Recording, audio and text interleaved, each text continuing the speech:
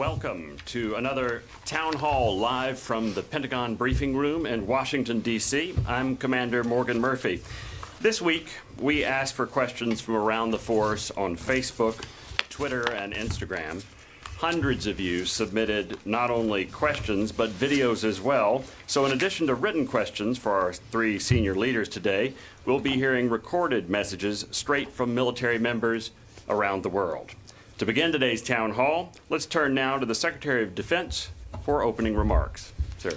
Well, good morning, everyone, and thank you for joining us today for our latest town hall. I'm pleased once again to be joined by Chairman of the Joint Chiefs of Staff, General Milley, and also by the Senior Enlisted Advisor to the Chairman, Master Chief Colón-López. So thank you both for joining me today.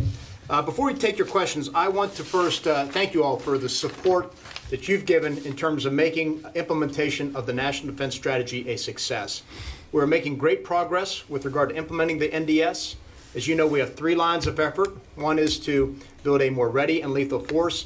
The second is to strengthen our alliances and build new partnerships.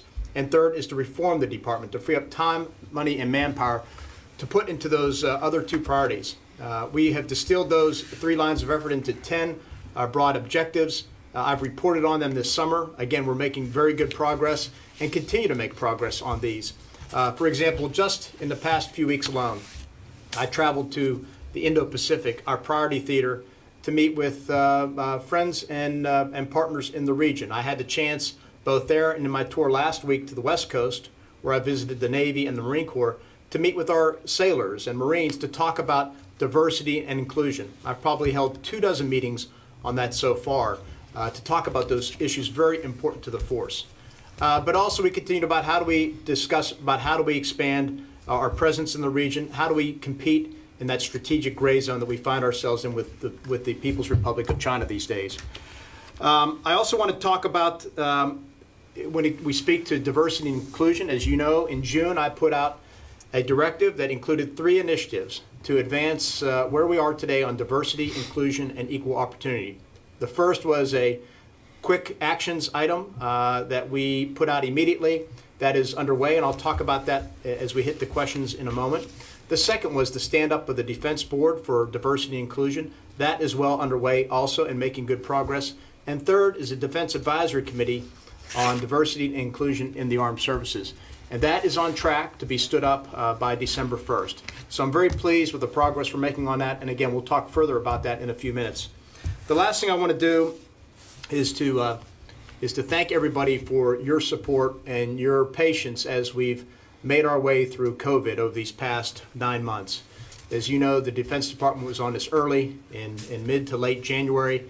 We issued our first Force Health Protection Memo in late January, implemented our pandemic plan, global pandemic response plan immediately thereafter.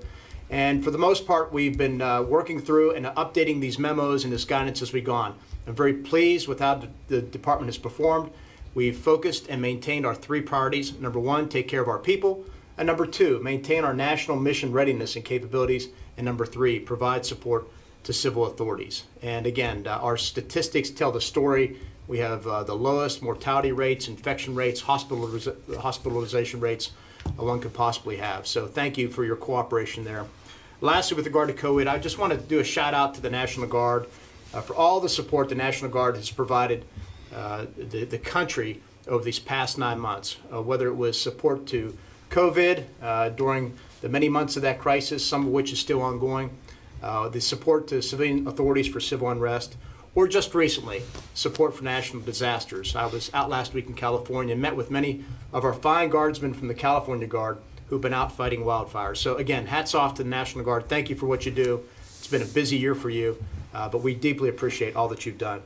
Finally, I want to thank our military service members who are serving alongside their loved ones in these challenging times. Thank you as well for your patience. We recognize in many ways this is a family business and certainly a family effort, and you stood tall through all this. So thank you for what you do, and we look forward to doing everything we can to get us back to a new normal, if you will. So with that, I'll turn it over to the chairman. Thanks, Commander.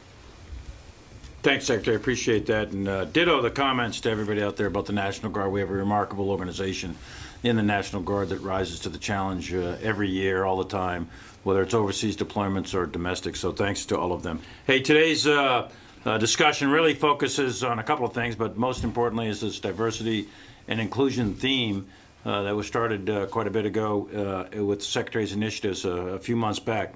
I want to be clear that, in my view, we have challenges to be sure, but the military has been and remains the largest meritocracy in the world, in my view.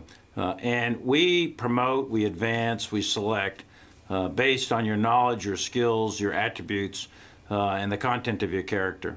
And we'll continue to do that in a wide variety of means. And we think, and I think it's absolutely true through a variety of studies, et cetera, but we know internally, all of us, about the saying of e pluribus unum, and the idea that we are stronger together, the idea that diversity builds a better team.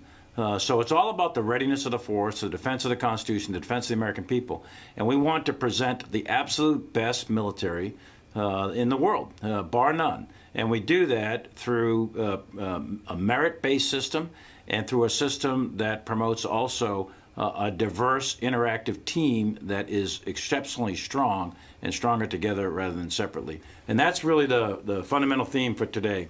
The second point I'd like to just make in opening comments, and the Secretary mentioned it, we are in challenging times. There's a lot of things going on. We've got COVID happening here. We've got wildfires. We've got a lot of issues here in challenges in continental United States. And then overseas, we've got China and Russia and Iran and North Korea and the Middle East and Afghanistan, Iraq, and so on and so forth. We, the military, have been and will continue to be an incredible steadying force through all of the various challenges. And my last point is we are right now in the midst of a general election, and each of you have earned your right to vote. So I would strongly encourage that everyone exercise their right to vote when the time comes, and use the rights that have been granted to you in the Constitution and remain faithful to that document called the U.S. Constitution. So thanks, Secretary, for the opportunity to be here, and I look forward to the discussion. Turn now to the Senior Enlisted Advisor to the Chairman. Thank you, sir. Thank you, Chairman, and thank you, Mr. Secretary. Echoing both the SecDef and the Chairman's comments, we want to thank you for your continued support and resiliency during these tough times that we have been facing. But most importantly, your commitment to the defense of the nation and support to the Constitution. And in appreciation, the least that we can do is we want each of you to rest assured that we're going to do everything in our power to ensure that your needs are met, for the military members to keep you focused on the mission, and for the family members to know that your welfare is first and foremost in our minds to ensure that we're doing everything possible. As an avenue to get to that point, we remain committed to hearing your voice. And just as example, your comments during COVID, during the pandemic, helped us shape policies and benefits for people. And now, most recently, since my public service announcement in August regarding the, diversity and inclusion, we have received over 70,000 comments from the force to be able to go ahead and implement better policies and make sure that we are accounting for actions of people that do not believe in diversity and inclusion. And most important, to make sure that everybody's engaged and has equal opportunity to do what the department is assigned to do. So with that, Mr. Secretary, I would like to just go ahead and open the floor for questions. Yeah, well, let's get right into it. The first question this afternoon was submitted via Twitter by Dr. M. Crenshaw of Northern Virginia. She writes, quote, "What programs and policies will be implemented to reflect diversity and inclusion? What is the pedigree behind this effort?" End quote. I'll turn this first question over to the Senior Enlisted Advisor to the Chairman, who serves on the Department's new Diversity and Inclusion Board. Thank you, sir, and thank you, Dr. Crenshaw. And one of the main things that we're doing is first and foremost coordinating with the services to ensure that we are adopting similar policies across the board, because that continuity and similarity is really going to be our champion. So as an effort, we have evaluated policies and offer over 34 recommendations from the services. Additionally, RAND surveyed the industry and academia for best practices looking outside of the department. And third, the Office of the Secretary of Defense reviewed over 83 past reports and studies dating back to 1942. And the purpose for doing that is to find the common themes, not only to identify the problem, but also to identify the future, our progress, and where we need to be. So with that, we're going to make sure that we exploit every opportunity to ensure opportunity, accountability, and respect for all members and their families in the Department of Defense. Mr. Secretary, would you like to weigh in and update our audience on what progress has been made on diversity and inclusion since our last town hall in July? Sure, absolutely. First of all, I want to thank the SEAC because I think he gave some good detail on parts of the process that he is intimately involved in. I will tell you, with regard to the macro perspective, as I said up front, we have moved forward on that initial action, which was to find those quick action items we can implement now being the next 30 to 60 days. So there were 9 total. 4 have been implemented, and the remaining 5 are pending. I get briefed on this weekly, and I'm happy with the progress that we are making. The second is the Defense Board that is being led by Secretary of the Air Force Barrett. It is joined by the SEAC and many others. It's represented or includes representatives of all races and ethnicities, but also of all ranks, so that we want to make sure that there's ownership down throughout the ranks as folks progress through their career. Anyways, earlier this week, they briefed me. We have 16 recommendations pending. They are being fine-tuned, and I'm confident that they are making good progress on that front as well. Again, I get updated frequently on this matter. And then on the third, in terms of standing up the Defense Advisory Committee on Diversity and Inclusion, again, good progress there as well. It's made its way through the various processes, if you will, to be federally announced. I'm confident that it'll be stood up by December 1st, and it'll be well represented. Of course, it'll be an independent board, and it will really be the long-term sustaining effort that will ensure that this is not a short-term item for the department and we move on to something else. This will be a long-term sustained effort, much like the Defense Advisory Committee on Women in the Services has been for what, now over 70 years, I think, since the 1950s. So I'm really I have a lot of confidence that this advisory committee will give us the long haul strength, endurance, outside perspective, all those things we need to keep the pressure on to get to that state where we fully embrace diversity, inclusion, and there's equal opportunity for all. Our second question today was submitted by Senior Airman Maya Michel. Let's roll her question. Hi, I'm Senior Airman Maya Michel, personnelist at the 133rd Airlift Wing. Today my question for you is, civilian corporations are able to seamlessly integrate technology into their day-to-day operations. Are there plans to build and maintain more stable and current technology solutions like our civilian counterparts? If so, when can we expect to see them? Mr. Secretary, I know this is a top priority for the department, so I'll turn her question over to you. Yeah, thanks, Mike. It's a very good question, and I think about this 2 ways. One is with regard to technologies that we are advancing to ensure that we achieve line of effort number 1, which is make sure we have the most lethal military possible. And I will tell you, we are putting billions of dollars into advanced technologies such as AI and hypersonics, directed energy, space, 5G, quantum science. And I think in those areas we are leading. We are world-class. We work in close partnership with the private sector. And so I'm very confident in what we're doing there. I think where Maya was going, though, is more in terms of individual users' technology or business systems. I think we have a lot of work to do on that front. It's still not where I want it to be. We need to catch up to where the commercial sector is, the private sector, when it comes to business systems, IT systems, and the like. I met just last week in California with a group of small and mid-sized company leaders. We talked about some of these solutions. I met with another small, innovative company. We talked about solutions along those same lines, but we got work to do. Now, I have seen bright spots in the past year. So, for example, the Air Force, Northern Command made very good use of its ABMS and JADC2, if you will, to collect real-time data from our service members, Guard, Reserve, and Active, who were deployed during the COVID crisis to understand occupancy rates of hospital beds, the presence of patients, other data. Very good use of it on that front. I've seen very good use within the Pentagon in the last several weeks of Advana, which is a business software that allows us to draw data, real-time data directly from our systems and not have people going through the process of building PowerPoint charts. So my aim is to get away from PowerPoint charts. And then I've also seen it in other areas, whether it's people at bases I've visited in the past couple of years, we're able to do maintenance requests through an online app that will then track the time and date by which the actual maintenance worker will arrive at their home to do that. So I see progress. It's not fast enough. We need to do better.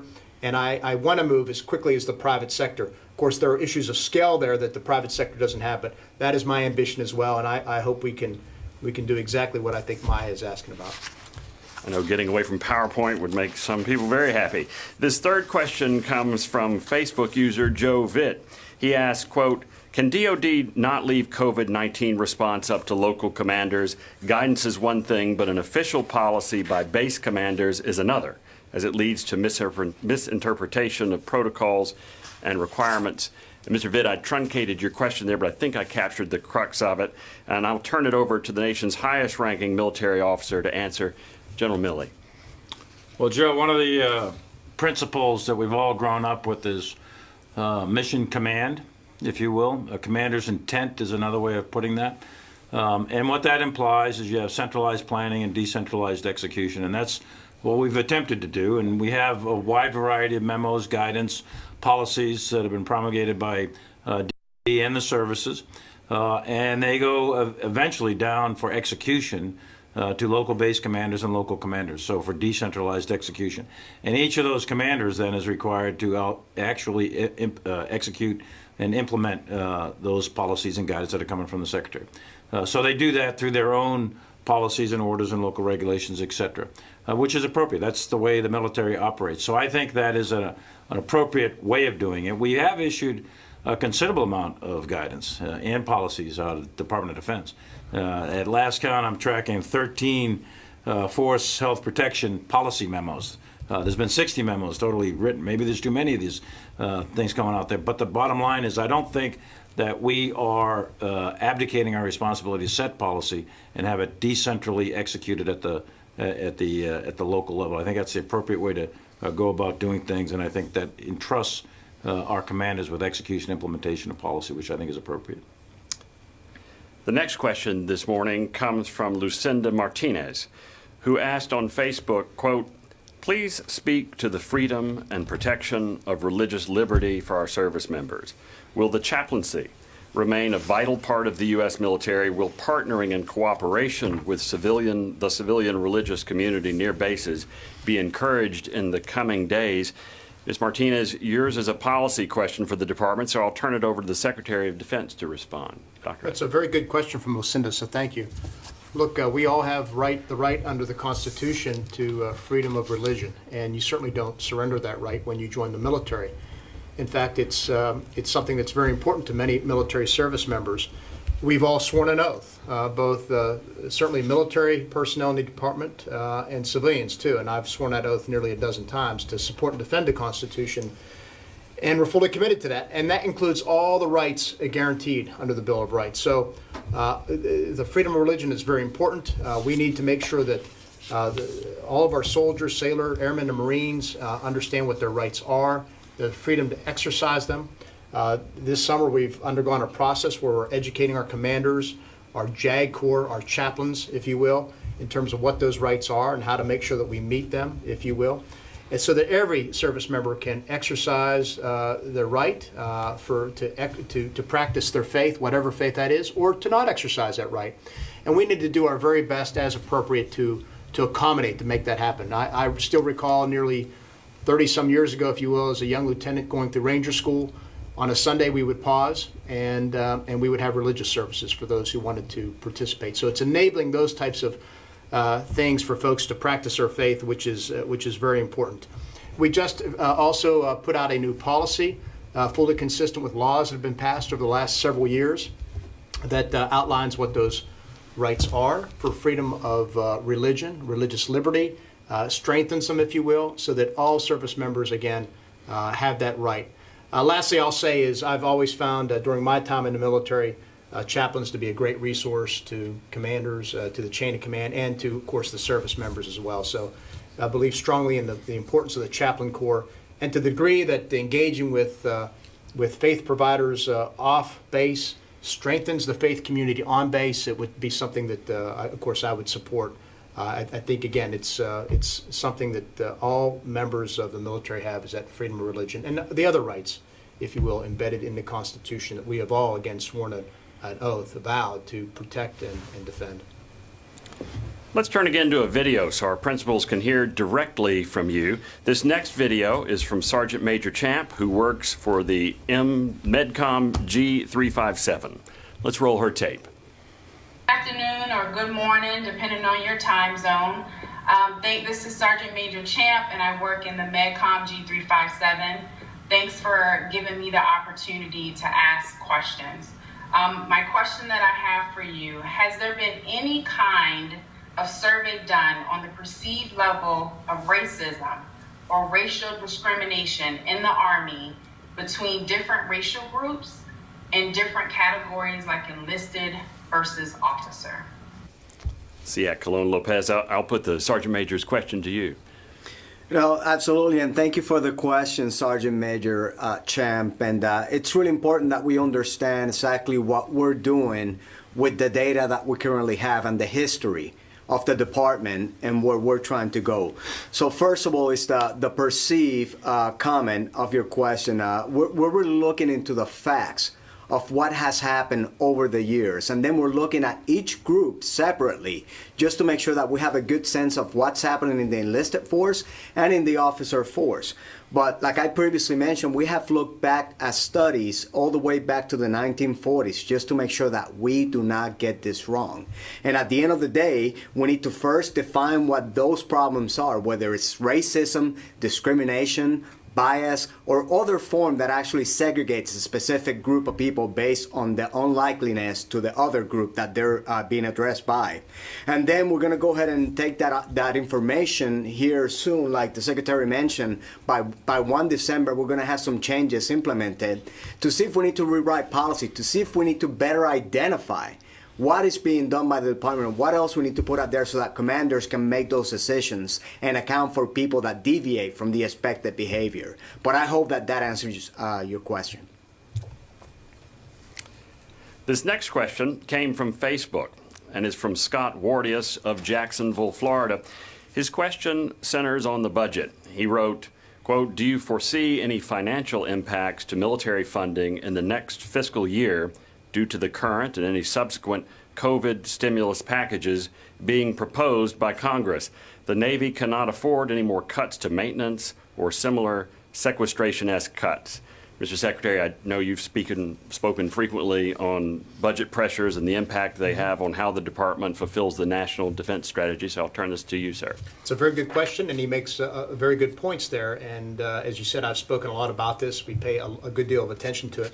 Let me just give a little bit of history. First of all, I will tell you, over the past 3 years, we've gotten incredible support for our budget increases under this administration, which have really helped us restore readiness, helped us make those important modernization investments, helped us take care of our families, and bottom line, helped us implement the National Defense Strategy. So I believe that needs to continue, and that needs to be continued as what I've said, an annual growth rate of 3 to 5%. If we are going to implement the National Defense Strategy, which means making all those investments in readiness, modernization, in our force, in our families, in education, all those things that are very important.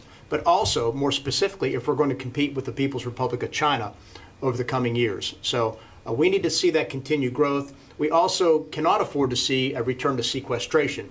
I think there's bipartisan agreement that sequestration did harm to the military, that it took years and is still taking us time to dig out of. But it's also aggravated by continuing resolutions, which prohibit us from making new starts on programs or other investments that kind of delay our funding. And so I've constantly urged Congress that what I need from Congress is a predictable, adequate, sustained, and timely budget. That means by October 1st of each year, we can see our budget and we can count on that happening, because otherwise I lose spending power. DOD loses spending power. Now, I say all that realizing, of course, that we likely will have a continuing resolution here in a week, and also recognizing that the country has spent trillions of dollars, if you will, to deal with the COVID crisis. And it was important to do that to address the pandemic, to keep the economy afloat, to help many Americans who were suffering and still are in many cases. It adds additional fiscal pressure to the country.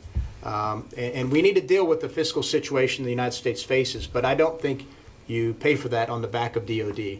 I think economic security and national security go hand in hand, and we need to make sure we continue those investments in our defense budget to make sure that the Navy or the Army or the Air Force, Marine Corps, or whatever, it doesn't face budget shortfalls that leaves us in a bind.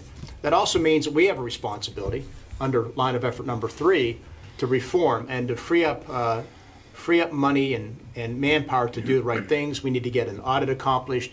We need to be better stewards of the taxpayers' dollars, and that's something we in DOD as a leadership have approached very seriously and feel strongly about doing our share when it comes to fiscal management. We received hundreds of questions on Twitter, Facebook, and Instagram for our principals today. And yes, we do read your comments. One of the more thought-provoking was, quote, what would the consequences of diversity and inclusion have on the DOD's ability to serve and protect the values of the Constitution? Mr. Chairman, I'll turn this question over to you, sir. Well, the whole purpose of the military, the uniformed military, is to protect and defend the Constitution of the United States of America. So we're committed to do that. And how do you do that? You do that through an exceptionally strong military that has extraordinary capabilities and capacity. So the issue of diversity is about the readiness, the capability, the capacity of the U.S. military in order to defend the Constitution.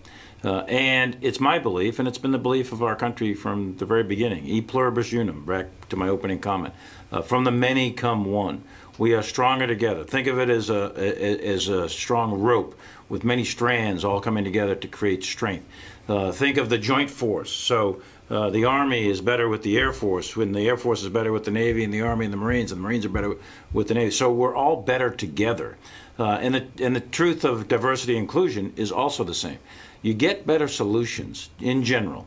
You get better solutions when you have diverse opinions, diverse backgrounds coming together to focus on a single problem. So put young people with old people, put folks who are from various backgrounds, infantry and armor and Navy and Marines and so on, but also people who come from diverse backgrounds, urban and rural, black and white, Asian and Indian, and all kinds of different viewpoints come to solve a problem together. And generally speaking, you get a better solution at the end of it when you use the techniques of diversity and inclusion.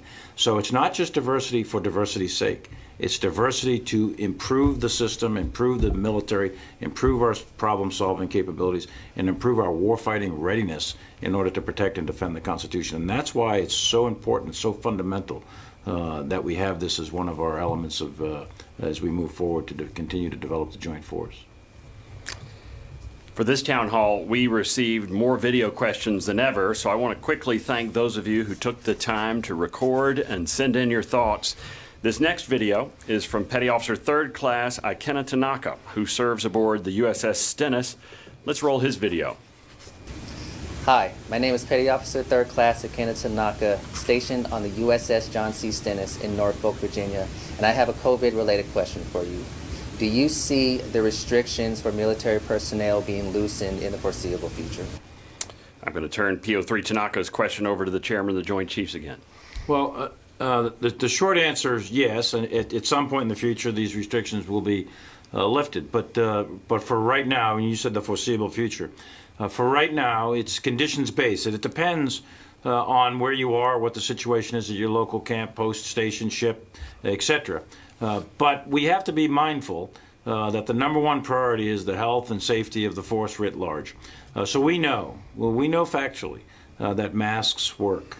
We know that social distancing works. We know that proper sanitation, hygiene, and washing of hands. We know those things work, so we're going to continue to do those. In the meantime, we're also developing a vaccine. You've heard about Operation Warp Speed. That is on the fast track. I fully expect that we're going to have successful, safe, and effective vaccines in the near term. I don't know what that means in terms of exact numbers, but sometime in the fall and towards the end of the year, you're going to see vaccines rolling out that will be administered to various parts of the population in the military. The numbers will increase as we get into the winter and the spring, and you've heard probably the CDC and other officials talk about that.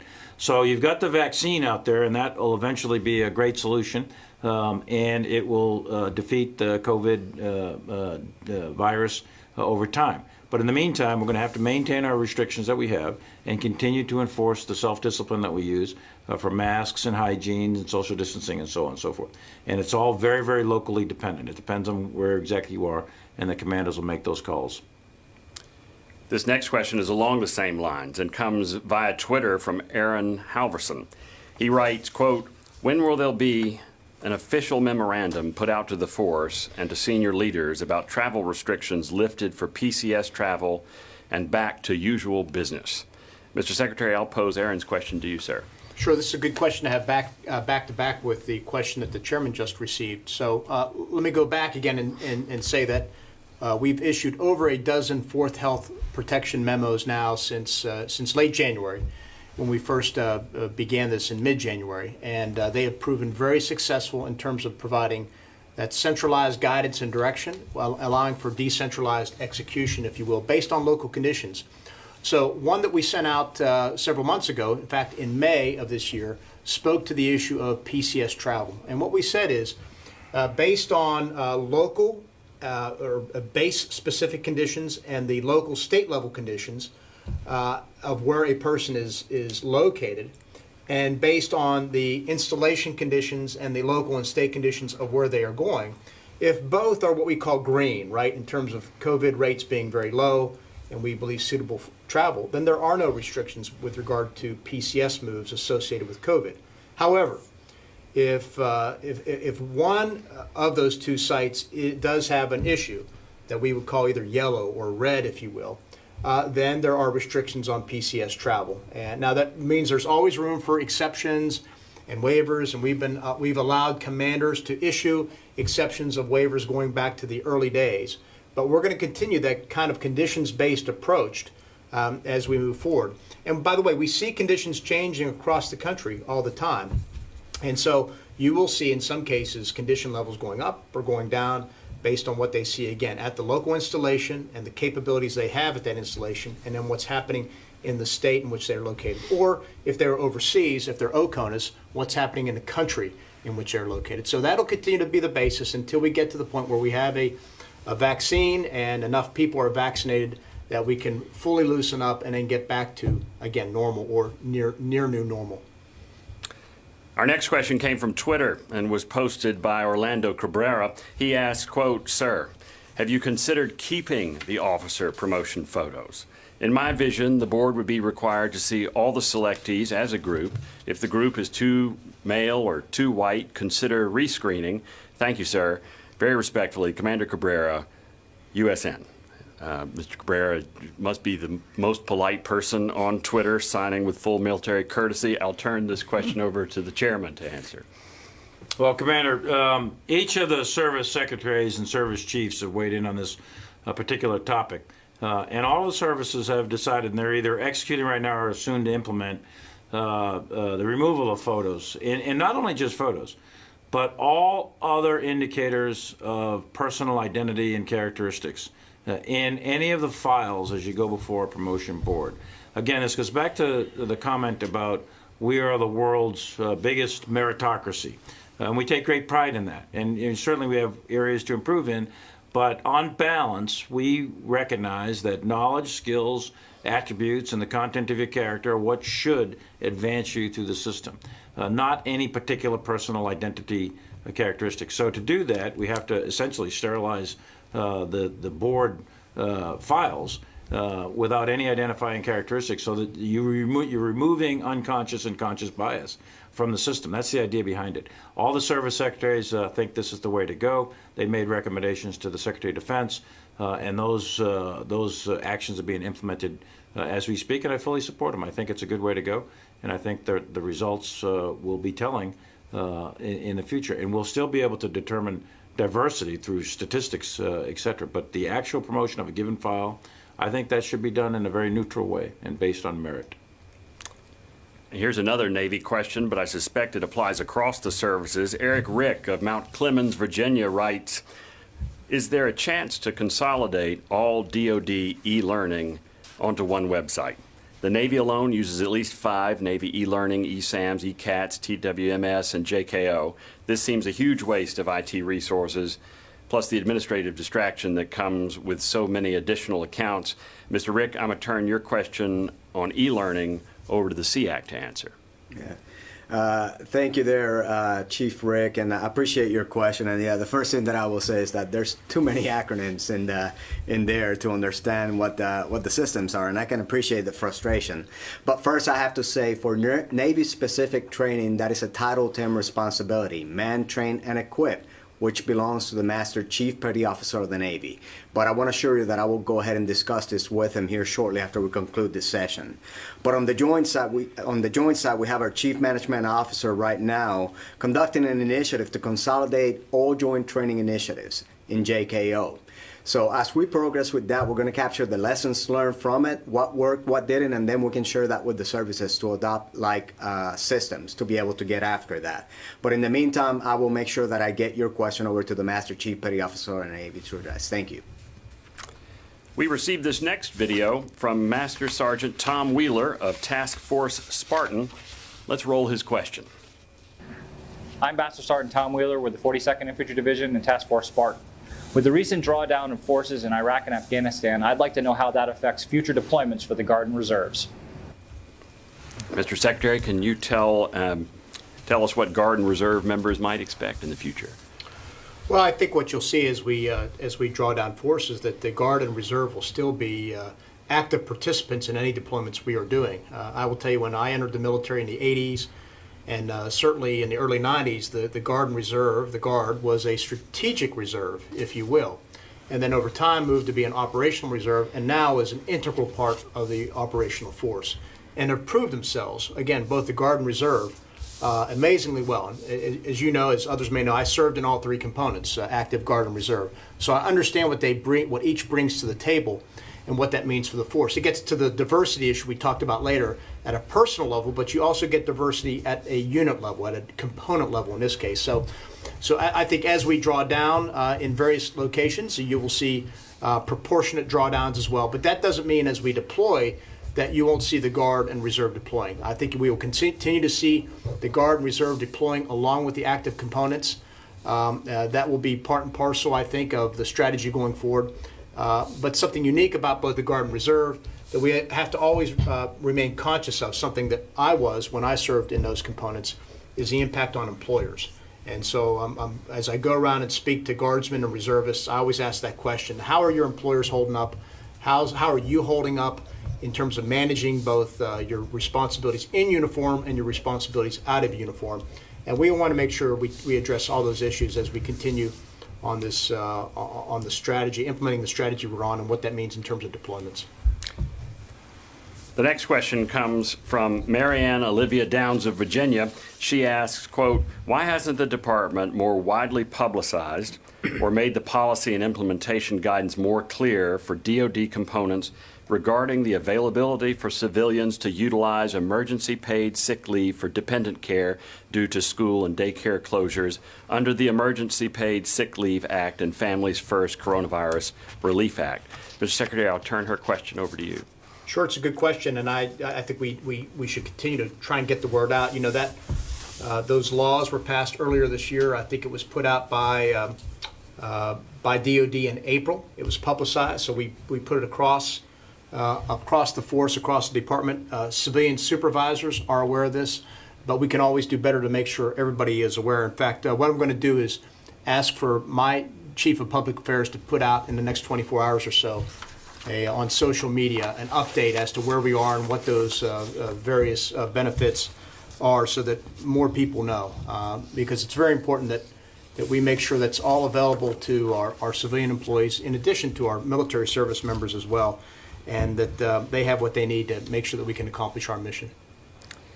Our last question today is a video submitted by ABH-2 Hines, who is aboard the CVN 78, the Gerald Ford.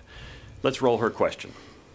My question is in regards to how we are all handling the social distancing due to the COVID-19. This instruction has taken a huge toll on many sailors. Their morale has plummeted, but most importantly, their mental health as well. Fast cruising, 7 to 14 days, and then immediately going into an underway for 2.5 to 3 weeks can really do some damage, and it most certainly has, especially to our junior sailors who have not fully adapted to this lifestyle. What does the Navy plan to do to help raise and maintain the morale across the fleet? I'll turn this final question today to the Secretary of Defense to comment on ABH-2 Hines' message, sir. Sure. Well, I've spent a good deal of time with the Navy recently to talk about, the deployments of ships, how we're making sure they're clean of COVID. So I've been from Kings Bay, Georgia, where I visit with our submarine fleet down there. I was on the USS Essex out in the Pacific about 4 weeks ago, and then just last week I was on the Carl Vinson with our sailors out on the in the Eastern Pacific, right off the coast of California. And each time I'm briefed in terms of what the Navy is doing, I think the priorities are in the right place, fully consistent with what we put out, and that is take care of our people first. So whether it's pre-deployment COVID testing, entering into a 14-day ROM period, after which you test again, and then you go on board the ship. And then on board ship, for many cases, at a minimum of 30 days, if not for the entire cruise, folks are keeping their masks on and doing social distancing the best they can.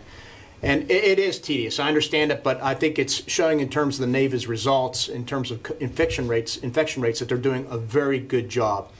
And so I also know that they're taking heed to what they see with regard to morale, keeping spirits up, and I have confidence that the Navy leadership will do the right thing. I also get a good sense from all the sailors I talk to, and in these past 8 weeks alone, that they're really glad to be getting back to sea and doing their jobs. So many people tell me, look, they joined the Navy to operate on the high seas, to do their mission, to ensure freedom of navigation, freedom of commerce, to launch jets off of carriers, to shoot standard missiles off of ships, all of which I've had the chance to see and experience with the Navy out there. So they're doing a great job. I commend the Navy, but I think it is important, as the sailor says, that not just the Navy leadership, but the leadership of all the services pay careful attention these days to the impacts of COVID and the policies and conditions we've placed on everybody to keep them safe, that at the same time we're conscious of what the impact it has on morale, and then not just for our service members, but for the families also. And that's a message I will continue to reinforce with the leadership team here at the Pentagon. We're going to close today with some final remarks from each of our principals. Let's begin with the SEAC. No, again, Mr. Secretary, Chairman, thank you so much for the opportunity to be here today addressing our troops and our families. But I would just like to go back to 1968 at a time to where the Department of Defense was in a really, really tough spot regarding racial issues. And if we remember, back in 1968, we had something called the Times of Troubles, to where we had over 300 racial incidents across the Department of Defense, including 71 killings inside bases because of racial issues, and also in 1972, 2 aircraft carriers that were brought to a halt because of racial incidents. We have learned quite a bit since those days. And whatever we do today, whatever actions we take, we cannot regress back to that. We're better than that.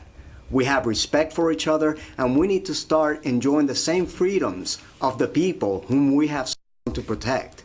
So let's take care of one another. Let's continue the march towards progress. We owe it to each other, and we owe it to generations to come. General Milley. So what I would just close with is thanking the entire force for what you do out there every single day to support and defend this great Constitution, the idea that it's America. And it's remarkable. We have an amazing military, whether it's overseas or here in continental United States, whether it's active duty, reserve, guard. It's a phenomenal organization. And it's phenomenal because we're standards-based, we're merit-based, we are inclusive, we take advantage of the diversity of the force, and we have an extraordinarily talented force. So thanks to every single one of you for what you're doing every single day. Lastly, I would just say, we didn't mention it in the session today, but it is Suicide Prevention, National Suicide Prevention Month. And I'd ask that every one of us take care of each other. We are, in fact, our brothers and sisters' keeper. If you see the signs or indications, as one of the questions indicated about some mental health and some morale issues, et cetera, if you see those signs and symptoms, please intervene. There's no shame in that. Take away the stigma. It's a very, very important thing, and there, but for the grace of God, go I. So any one of us is susceptible to the pressures and the stresses that can lead someone to believe that that's an alternative to solving your problems. So please keep that in mind and take care of each other every single day. Stay apolitical and keep the Constitution close to your heart. Thanks for what you're doing. Mr. Secretary. I want to thank the force once again for everybody's efforts pulling together to help us implement the National Defense Strategy, to help us provide support to civilian authorities, to help us to do all the many tasks that we have. And I think it goes back to the basics of our training and discipline, but also our vow to support and defend the Constitution. And I urge everybody to keep that in mind in everything you do. 2020 has been a historic year for the United States military. In my 30-plus years in and around DOD, I can't recall another year like that. We have forces engaged around the world. We have forces engaged here in the United States, all components, active, guard, and reserve, doing everything from standing guard watch abroad on the DMZ in South Korea and North Korea, to helping our allies in Iraq and Afghanistan and other parts of the world, to sailing the high seas or patrolling the skies above Alaska or above in the Arctic Circle. At the same time, as I said earlier, we see our forces also here at home, delivering supplies, helping with COVID-19, providing support to civilian authorities, fighting wildfires and assisting with floods and hurricanes. It's just been a very challenging year, but I'm very, very proud of how everybody has stood up and really pulled together and helped us deal with all this while in the midst of a pandemic. And again, I think our numbers show the results of the guidance we've put out. They've showed the leadership of our commanders and our NCOs and our service members in terms of following that guidance and keeping the entire force safe while performing all these various missions. It's truly a great accomplishment. I think it will go down in history as one of the legacy moments for this department, for this military. And I'm just very proud of everybody. And I will tell you, I know times are challenging, they're difficult, but please keep an eye on one another. Take care of one another, whether it's concerns about early signs of COVID or if you think that somebody may have mental health challenges.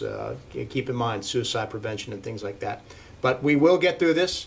There will be a better day ahead, and we will get back to as normal as possible in due course. But in the meantime, stay steady, stay fixed, do your job, focus on all those things, and we'll get through this well. So thank you all very much. Thank you, sir. To our online viewers, on behalf of the Department of Defense, thank you for tuning in, and thank you for your thought-provoking questions and videos. That concludes our virtual town hall for today, Thursday, September 24th, 2020.